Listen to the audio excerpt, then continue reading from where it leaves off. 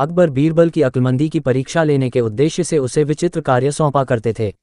ऐसा कर उन्हें अति आनंद की प्राप्ति की होती है। एक दिन दरबार में राजकीय कार्यवाही के मध्य अचानक अकबर बीरबल से बोले, बीरबल, इस राज्य के 4 सबसे बड़े मूर्खों को हमारे सामने हाजिर करो। हम तुम्हें 1 महीने का समय देते हैं, तुरंत इस काम में लग जाओ। अकबर का आदेश सुन बीरबल आश्चर्यचकित हुआ, किंतु वह था तो अकबर का मुलाजिम ही, उनका हर हुक्म बजाना उसका फर्ज था। वह तुरंत 4 मूर्खों की तलाश में निकल पड़ा।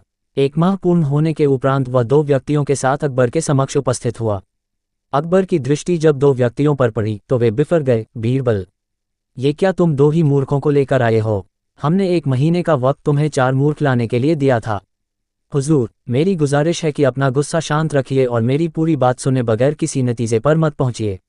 बीरबल अकबर का गुस्सा शांत करते हुए बोला। बीरबल की बात सुन अकबर का गुस्सा कुछ ठंडा हुआ। जहांपनाह, ये रहा पहला मूर्ख। इसकी मूर्खता का वर्णन सुनेंगे तो आप भी सोचेंगे कि ऐसे लोग भी होते हैं इस दुनिया में। पहले व्यक्ति को आगे कर बीरबल बोला, बताओ ऐसी क्या मूर्खता कर रहा था ये? अकबर ने पूछा। हुजूर, मैंने इस व्यक्ति को बैलगाड़ी पर बैठकर कहीं जाते हुए देखा। बैलगाड़ी चालक के अतिरिक्त बैलगाड़ी पर बैठा ये अकेला व्यक्ति ही था। इस पर भी इसने अपनी गठरी सिर पर लाद रखी थी। चकित होकर जब मैंने कारण पूछा तो ये कहने लगा कि गठरी बैलगाड़ी पर रख दूंगा तो बैल के ऊपर बोझ बढ़ जाएगा, इसलिए मैंने गठरी अपने सिर पर रख ली है। अब इसे मूर्खता नहीं कहेंगे तो क्या कहेंगे? पहले व्यक्ति की मूर्खता का किस्सा सुनकर अकबर के चेहरे पर मुस्कुराहट तैर गई। फिर बीरबल ने दूसरे व्यक्ति को आगे किया और बोला, जहांपनाह, ये आदमी तो इससे भी बड़ा मूर्ख है। एक दिन मैंने देखा कि ये अपने घर की छत पर भैंस लेकर जा रहा है।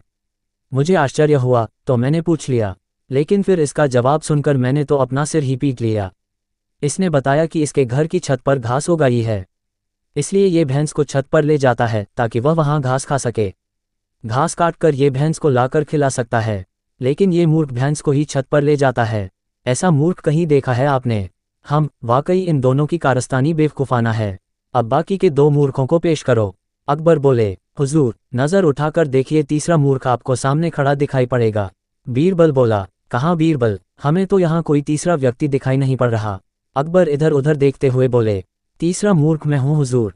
बीरबल सिर झुकाकर बोला, अब देखिए, मुझे पर कितने महत्वपूर्ण कार्यों की जिम्मेदारी है, लेकिन सब कुछ एक तरफ हटाकर मैं 1 महीने से मूर्खों को खोज रहा हूँ।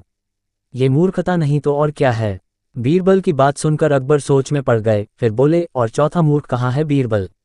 गुस्ताखी माफ हुजूर, पर चौथे मूर्ख आप हैं। आप हिंदुस्तान के शहंशाह हैं। इतने बड़े साम्राज्य का भार आपके कंधों पर है। प्रजा के हित के जाने कितने कार्य आपको करवाने हैं, लेकिन उन सबको दरकिनार कर आप 1 महीने से मुझसे 4 मूर्खों की तलाश करवा रहे हैं। तो चौथे मूर्ख आप हुए ना? कहते हुए बीरबल ने अपने कान पकड़ लिए। बीरबल का जवाब सुनकर अकबर को अपनी गलती का एहसास हो गया कि बेफिजूल में उन्होंने अपना और बीरबल का काफ़ी वक्त बर्बाद कर लिया है। और भी कहानी सुनने के लिए वीडियो लाइक करें, चैनल को सब्सक्राइब करें।